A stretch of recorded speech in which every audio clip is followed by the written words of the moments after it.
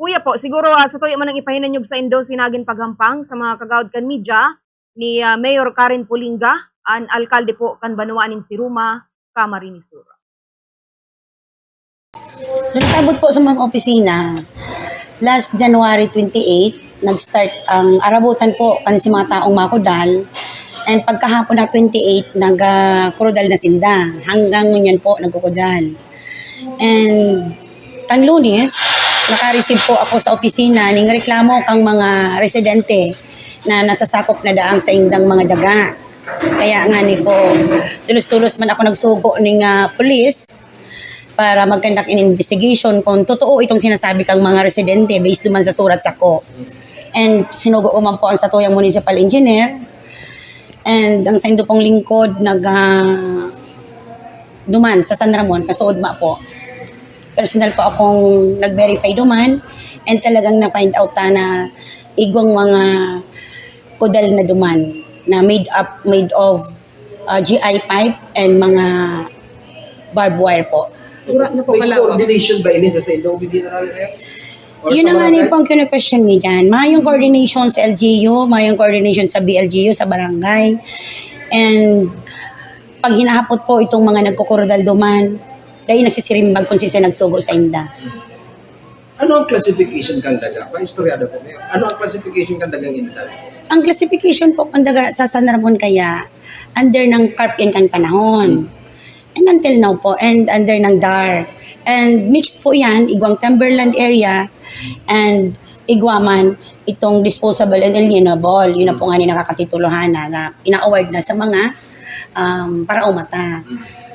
And nangalas po kami, bigla na lang nag-abot ining makurudal na mayo man coordination, mayo man pasabi ang DAR, ang DNR, na may bago na pala na may kagsadere kung iba talagang papel na tunay na illegal.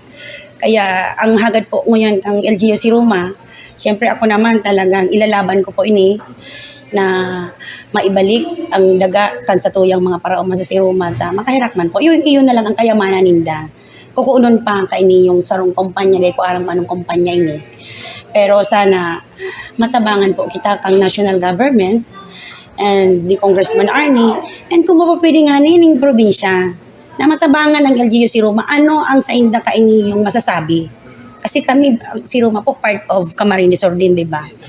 Kaya, yun, sana sa pag-interview nindo po nindo sa ko, sana ma-interview man nindo ang probinsya na si Mayor Karen naghahagad man sa inda ning tabang para maging maayos po ang satuya duman ang kadagaan para itao po talagang tunay sa satuyang mga katugangan ng mga paraoma. Naaraman na ba kang sa inyong opisina kung sisay po ang nagpapakudal na niyo? Naaraman na po. Mayo pa po kaming idea kung sisay, pero based po duman sa mga report ng mga tao sa San Ramon. And ako din po, nagduman ako sa Udma, ang naabutan ko, supporter ninda ang nagbabantay. Supporter kang Baryong Rado. Okay. Oh. Sige, ano na pong gigigibon nindo ng nalakdang or appropriate action para sa problemang ini tabi po kang Barangay San Ramon tabi po. Ngayon, ining particularly po problema ning Kayo po, hinahalat ko lang po si pagkandak ng investigation ng PNP and then si report sa ko ni municipal engineer. And pag may talagang permit and mayong legality sa pag-occupy ninyo yung daga, papagabaon mo po itong kudal.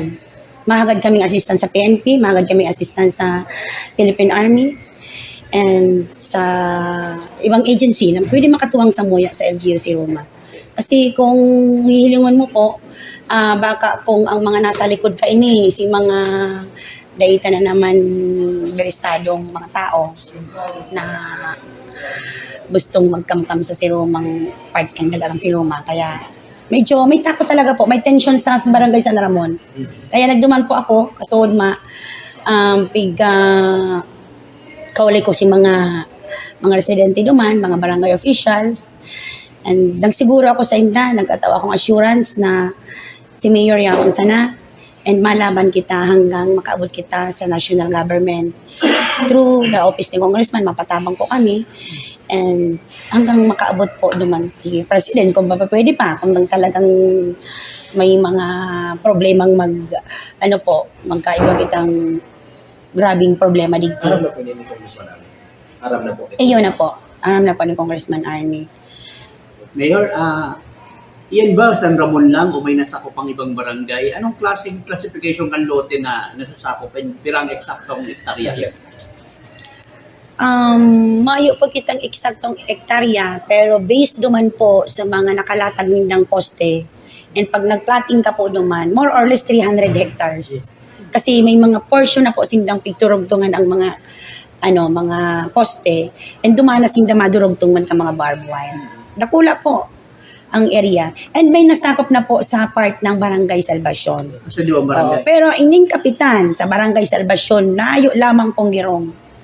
Dahil lamang nagigirong, nagreklamo na ang mga tao na ang daga ninda may nagkukudal na dahil lamang pong action or naghapot sa opisina kang lokal na gobyerno, sa assessor office, sa mayor office, or sa engineering office kung anong legality kaining nag-occupy po kang dagangon niya na nagkukurudal. Mga ano yan, mga farmland, residential kaharalo, pati residential nakalaob?